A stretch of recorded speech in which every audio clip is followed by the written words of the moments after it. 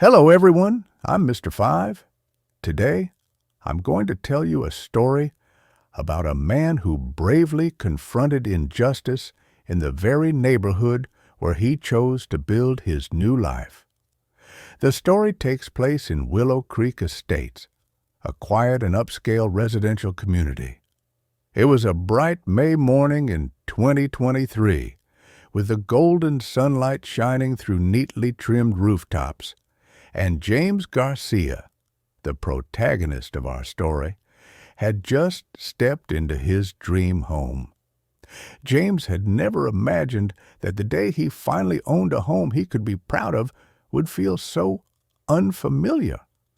After years of hard work, he was now standing in front of a beautiful two-story house, taking a deep breath, savoring the scent of fresh wood and the spaciousness he had longed for. But when he stepped outside, expecting welcoming smiles from his neighbors, all he got were silent stares, curtains gently swaying, and a heavy silence. And now we begin the story. James pulled a chair out onto the porch, took a sip of hot coffee, and enjoyed his first morning in the new house. The space was quiet, with only the sound of birds singing and the gentle breeze blowing through the shaded trees. But there was something that made him feel not entirely at ease. When he looked out onto the street, he noticed the silent stares directed at him. An elderly woman stood by the window, quickly pulling the curtain shut when their eyes met. A man walked his dog past, glancing at him quickly before turning away without a word of greeting. James told himself they probably just needed time to adjust. But it didn't take long for him to realize things weren't as simple as that. Less than an hour later, a knock on the door echoed through the house. When James opened it, a middle-aged woman stood on a porch. She exuded an air of authority, wearing an elegant cream-colored dress, her hair neatly tied back, and a small pin with a flower symbol on her jacket. Her face was expressionless, yet not friendly, her sharp eyes studying him as though evaluating an item on display. "Good morning," she spoke in a steady voice. "I'm Olivia Rodriguez, president of the Willow Creek Estates HOA.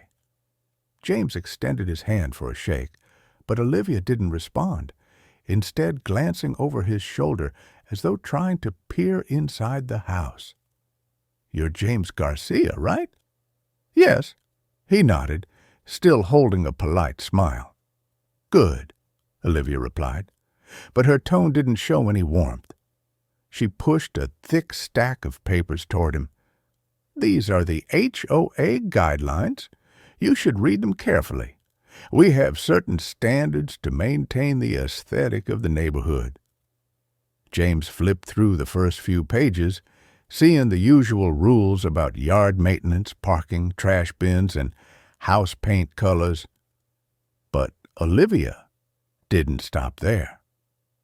"I noticed you haven't moved your moving truck yet," she said, glancing toward the truck parked on the side of the street. James raised an eyebrow. "I just got here. The truck will leave once I've unloaded everything." Olivia gave a slight nod, but it was as if she were mentally making a note of it to bring up again later. "One more thing," she continued. "Trash bins are not allowed to be left outside before 6 a.m. on collection day. I noticed it was out there last night." James frowned. "I didn't put the trash out. Maybe it was from the previous owner." Olivia paused for a moment, then curled her lips into a thin smile. "Anyway, make sure you follow the rules from now on." And just like that, she turned and walked away. James stood on the porch, watching Olivia Rodriguez's figure fade down the cobblestone path. The strange feeling he had that morning was now clearer. This wasn't just a simple neighborly greeting. It was a message disguised in cold, impersonal rules. And he quickly realized Olivia wasn't stopping at just a warning. The next morning, James stepped out onto the porch to grab the newspaper and found a folded sheet of paper in the mailbox. The HOA logo was stamped in the top left corner, a violation notice. Subject, HOA violation warning. Content, your vehicle has been parked in the driveway for more than 24 hours, violating HOA rules regarding personal vehicles. James frowned. His truck had always been parked in the designated spot, in his own driveway. Why was this a violation? Before he could think much more about it, a ding sounded from his phone. An email from the HOA. Subject, HOA violation warning. Second notice. Content, the grass in your yard has grown more than 2 inches above the HOA standard. Please trim it within 48 hours. James furrowed his brow. Grass? He'd just mowed it 2 days ago. How could it have grown so quickly to violate the rules? But the real frustration came on the 3rd day. Another envelope appeared in the mailbox, this time clearly marked. Subject, final warning, porch light violation. Content, the porch light at your home does not align with the aesthetic standards of the neighborhood. Please replace it immediately to avoid a fine. James let out a bitter laugh. That light had been there before he even moved in, installed by the previous owner. Why was it suddenly not suitable now? That evening, he decided to see for himself what was really going on. He walked around the neighborhood, observing the other homes. Cars parked for more than 24 hours? Many. Grass growing higher than the standard? Quite a few. Porch lights? A variety of different styles. But no one else had received a warning. James took a deep breath. He had no doubts now. This wasn't about HOA violations. This was about him. Standing in the quiet street, he looked around at the homes that hadn't been called out. His grass growing higher, his truck parked longer, his porch light brighter. But only he had been given warnings. A chill ran down his spine. He returned home, sat down at his computer, and wrote an email to Elijah Jones, the vice president of the HOA. He kept his tone polite but sharp, attaching photos of actual violations in the neighborhood and asking, "Why am I the only one being singled out?" No response. But James didn't have to wait long. 2 days later, in the late afternoon, Olivia Rodriguez appeared at his doorstep again. But this time, she wasn't alone. Beside her stood Elijah Jones, a middle-aged man with graying hair, holding a thick file. James crossed his arms in front of his chest, bracing himself. "Mr. Garcia," Olivia said in her usual even tone, but this time there was a slight unease in her eyes. "We need you to provide proof of home ownership." James raised an eyebrow. "Proof?" Elijah adjusted his glasses, his voice calmer but still lacking certainty. "Some residents have expressed concerns that you may be renting the property illegally." James laughed. "Who? Which residents?" Olivia pressed her lips together. "I can't disclose names, but I'm the only one being asked to provide paperwork, right?" James cut in, his patience running thin. Elijah looked at Olivia, clearly starting to see the absurdity of the situation. But Olivia wouldn't back down. "If you don't provide the paperwork, we'll have no choice but to report it to the local authorities." James clenched his fists. This wasn't a misunderstanding. This was a deliberate attempt to force his hand. He took a deep breath, keeping his voice calm. "My ownership records are public information. If you're really concerned, go look it up yourself." Olivia stiffened, and Elijah blinked, clearly surprised by James's response. Not wanting to give them another chance, James calmly shut the door before Olivia could say anything more. But from the look in her eyes, he knew the battle wasn't over. James closed the door, but his frustration hadn't subsided. He knew Olivia wasn't the type to give up easily. She had been causing trouble from the very first day, and now that she'd been challenged, she wouldn't stop. Sure enough, the next day, a thick envelope appeared in the mailbox. This time, it wasn't just another typical violation warning. It came from a law firm hired by the HOA. Subject: Official Complaint of Illegal Residency Content. The HOA has filed a complaint with the local authorities requesting an investigation into James Garcia's home ownership due to suspicions that he is not the legal owner. James clenched the paper, a simmering anger rising within him. She really had the nerve to do this. He had no doubt now. This wasn't about HOA rules. Olivia was trying to force him out of the neighborhood. But there was one thing Olivia didn't know. James wasn't the type to be pushed around. That night, he called Joe Martinez, a real estate lawyer he'd worked with for years. "Joe, I've got an HOA trying to stir up trouble," James said, his voice calm but cold. "I guess they're trying to make you sell a house." "Not just that," James scoffed. "They just filed a complaint accusing me of illegal residency." On the other end, Joe laughed.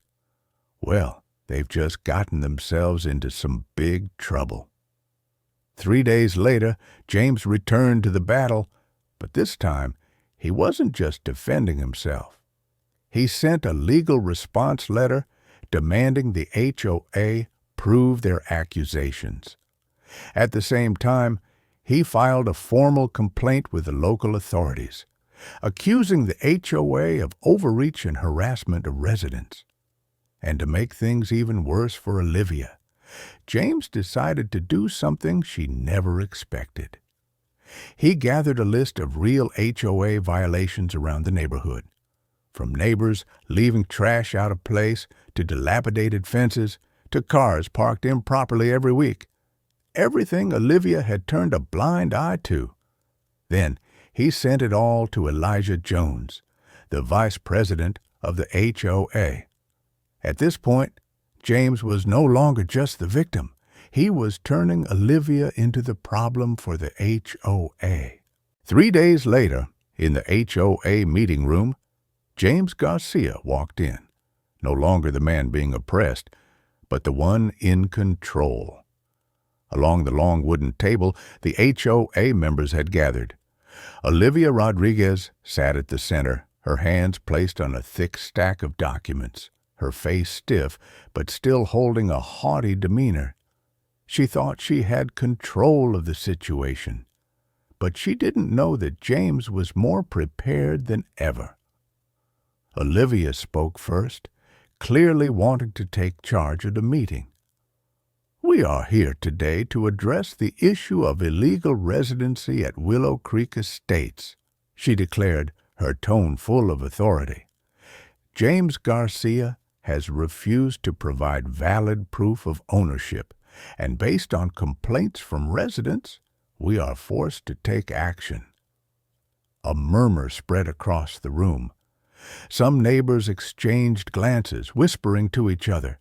But James only smiled calmly, then placed a stack of papers on the table. The first document, a valid proof of ownership certificate. "Here," James said, pushing it toward Elijah Jones, the vice president of the HOA. "The proof you requested, and also something you could have looked up yourself instead of filing a baseless complaint against me." Elijah raised an eyebrow, clearly uncomfortable.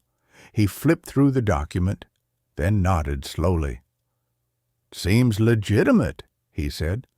But James didn't stop there. He placed another stack of papers on the table. And here is a list of actual HOA violations in the neighborhood that Olivia has ignored. The atmosphere in the room shifted immediately. Olivia stiffened as James began listing each case. House number 12. A vehicle parked improperly for 2 consecutive weeks. No warning given. House number 8. Rotten shutters, peeling paint, no violation recorded. House number 5. Trash left out all day, yet no fines issued. So why? James concluded, his voice deep but powerful. Am I the only one being singled out? The room fell silent. Elijah cleared his throat, clearly feeling uneasy. A few HOA members began to look at Olivia with skeptical expressions, and when James pushed the final document onto the table, the knockout blow was delivered. And here is the complaint I filed with the authorities, accusing the HOA of overreach and harassment of residents. Olivia's face went pale. For the first time, she had lost control of the situation. A wave of murmurs spread throughout the meeting room. The HOA members bent down to examine the documents James had just presented, their expressions gradually changing. Some showed clear discomfort, while others began exchanging skeptical glances. Olivia Rodriguez stiffened, her hands gripping the edge of the table, but she still tried to maintain her composure. "This is a baseless accusation," she spoke up, though this time her voice lacked the certainty it had before. "We are just doing our job," James scoffed, crossing his arms in front of his chest. "If you were truly doing your job," he said slowly, "then why were all the violations I listed ignored? Why am I the only one receiving a series of unreasonable warnings?" No one in the room answered. Elijah Jones, the vice president of the HOA, sighed, took off his glasses, and rubbed his temples as if he had just realized he was being pulled into a mess of trouble. "I think," he hesitated, then looked directly at Olivia, "we need to reassess the HOA's management." The murmurs grew louder. It was in that moment that Olivia realized she had lost control. James decided to push a step further. "One more thing," he continued, pulling a financial statement from the stack of papers. "According to the records, you owe the HOA over $3,000 in maintenance fees. I don't understand. A person so strict about rules can't even follow her own." A shock rippled through the room. Some people gasped. Others whispered to each other in surprise. Elijah Jones frowned at the document, then turned to Olivia. "Olivia, is this true?" She pressed her lips together, her face paling. A dead silence fell over the room. Then a voice rang out from the back. "I propose a vote to remove Olivia Rodriguez from the position of HOA president." All eyes turned to Emma Wilson, a resident who had lived in Willow Creek for many years, but had never shown interest in the HOA. But today she had spoken up. A moment of silence. Then one hand went up, then another hand, and soon the entire room raised their hands in agreement. Elijah nodded and tapped his pen on the table. "By majority vote," he said, "Olivia Rodriguez is officially removed from her position as HOA president, effective immediately." The room erupted into chatter. Olivia's eyes widened, and she was speechless. She had lost, and this time there was no turning back. Olivia Rodriguez left the meeting room in silence, her face stiff, her eyes darkened by defeat. No one stood up with her. No one tried to stop her. For the first time, she had completely lost her power. A few weeks later, a for sale sign appeared in front of Olivia's house. Unable to pay the HOA debt, she and her husband quietly moved away. From then on, the HOA began to function as it should, addressing real issues instead of suppressing the residents. And finally, James Garcia was able to truly enjoy his home in a way that he deserved.